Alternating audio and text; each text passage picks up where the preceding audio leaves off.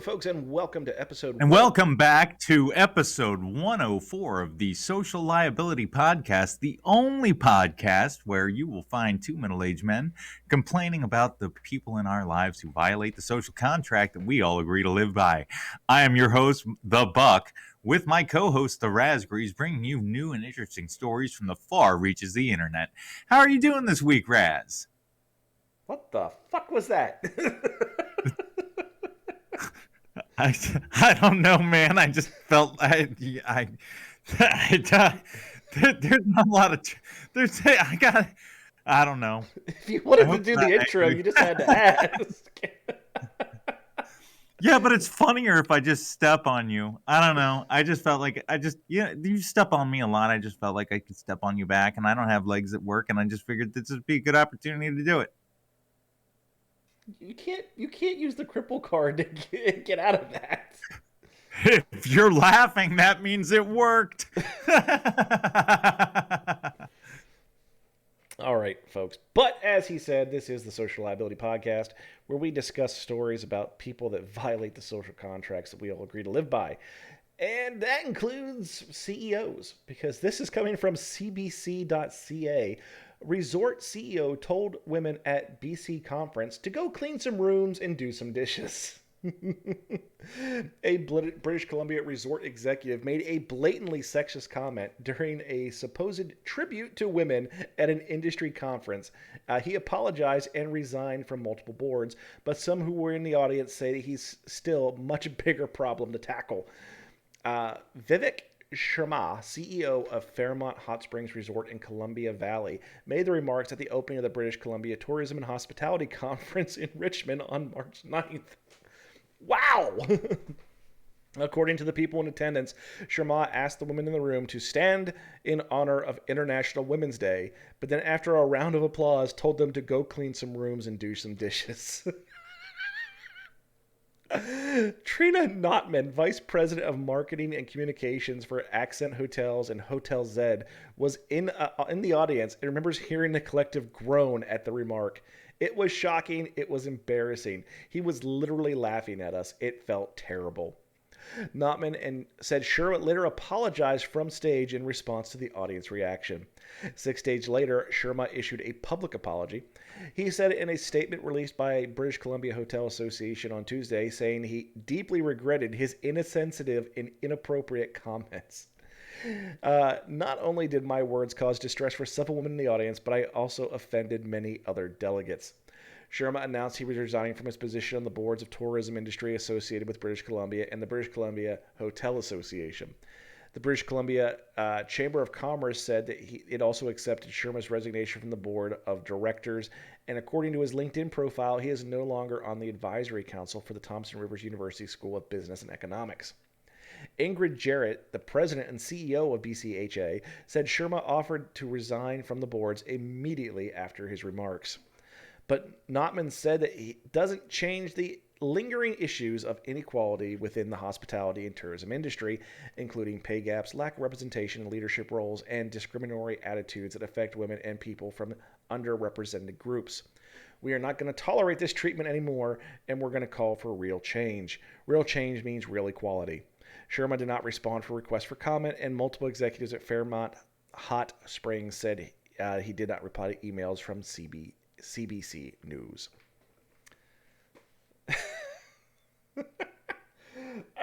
I can only imagine that he meant that to be a joke. It was just a shitty joke. Man, it's a secret really good comedy is really know your audience, bro. Yeah, man, you gotta factor timing into the equation here, buddy. Maybe not the best. Like, I can see how you think it would be appropriate timing, but not everybody's into sardonic humor. Perhaps the he should have gone a different route, or just not said it at all. That's what I mean. Like, just gone a different route. Then just stop at thank you. Like, thank you. Let's have a great day. Go team, pat on the back. Back to work. Whatever. But you don't. Mm. Mm-mm-mm. Like, oh. At least the guy, like, he knew he did wrong. He resigned immediately after making the Yeah. remarks. Now, I'll tell you, When nobody laughed, you could just imagine he's on stage going, "Oh, I just fucked up." yeah, it was at that moment that he realized he fucked up. But I'm interested to know, like, why did they miss out on the opportunity to get this guy's wife's perspective?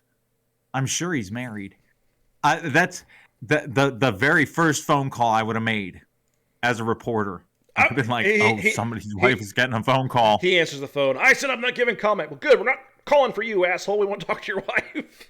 Yeah, we want to speak to Mrs. Fuck Up. You know, that's that. We want to get the real scoop.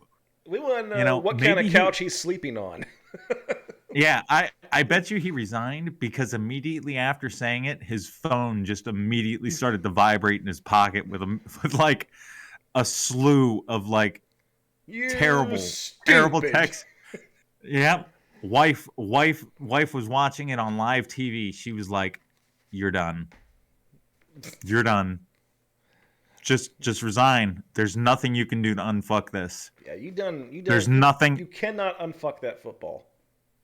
You are now done. I'm creating, like, I've already rented a backhoe. We're building you a bunker. Hopefully we can line it with lead, make it vibranium. Who knows? You're going to need protection." The only reason why this man's alive is because he did it in Canada, and they're extremely nice. Anywhere else in the world he would have done this. Well, you know, I think the U.S. would have just had like protests in the street. Like they would have hit Twitter. It would have been scathing internet. Maybe lit something on fire. Yeah, scathing internet comments would have been as far as it has gone in America. So he probably would have been safe here too. But Canada, at least he can still go to the grocery store. Hey, that wasn't very I mean, funny. yeah. So, I mean, Guy definitely messed up. I can't say that he goes without score, but I'm definitely not going to give him the higher number because he really did. Like, he stuck his foot in that pile of shit and just went, "Nope. I'm not even gonna try and clean it." He just threw his shoes out. He's just like, "I'm done." So I gotta give him some credit for that. And I really don't believe that they're like, road to hell is paved with good intentions. Is pretty much where I'm gonna categorize this one and give him like a 2.5, maybe a 3. I think it was just a bad joke. Because he said, "Hey, Happy International Women's Day, haha."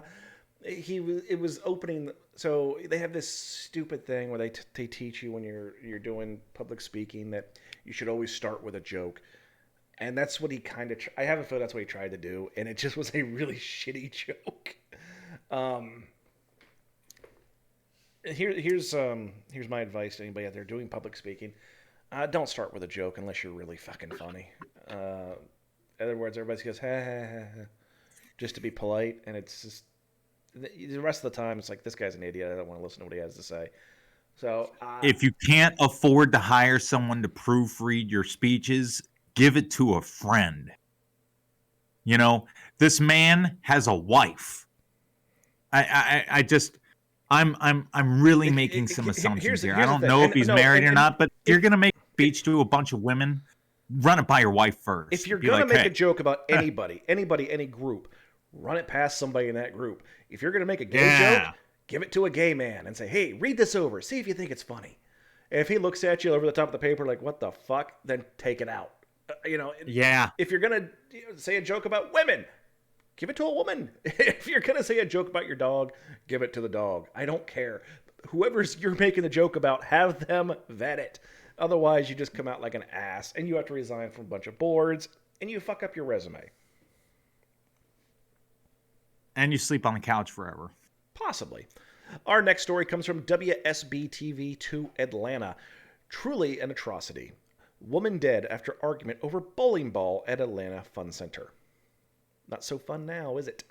Yeah, it's an unfun center. An argument over a bowling ball has left a woman dead Thursday night, according to Atlanta police. Police they were called to the Metro Fun Center, an entertainment venue with skating rink, bowling alley, and more. Just before 11. Holy shit, that sounds like like an ad for it. We have a skating rink, a bowling alley, and more! Ugh. Investigators say a 31-year-old woman was killed during a celebration at the business on Metropolitan Parkway in southwest Atlanta.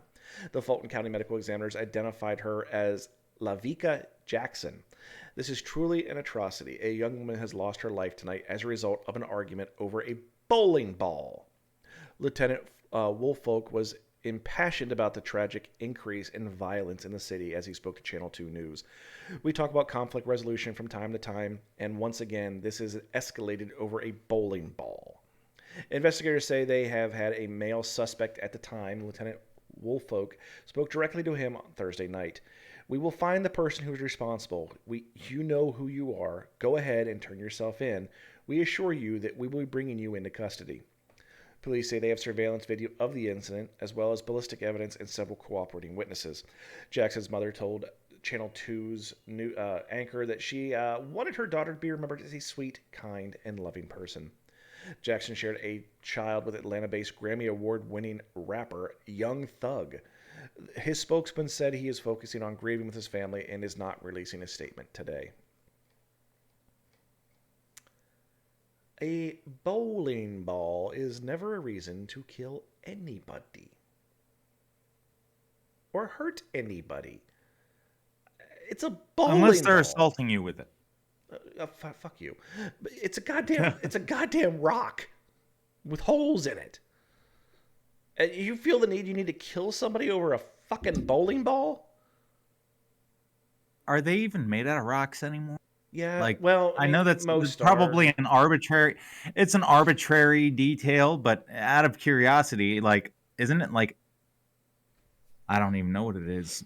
It's rock with an acrylic top. I see a lot of, well, some of them Like, are even acrylics. Like the one, like I have a bowling ball.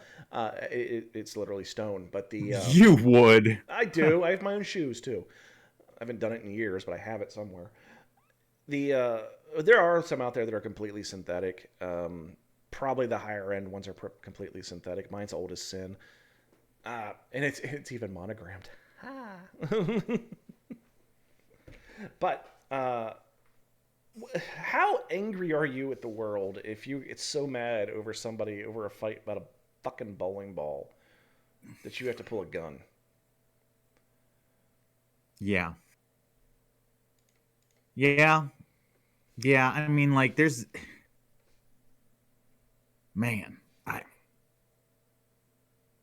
there's something wrong with the world if that's where we're headed.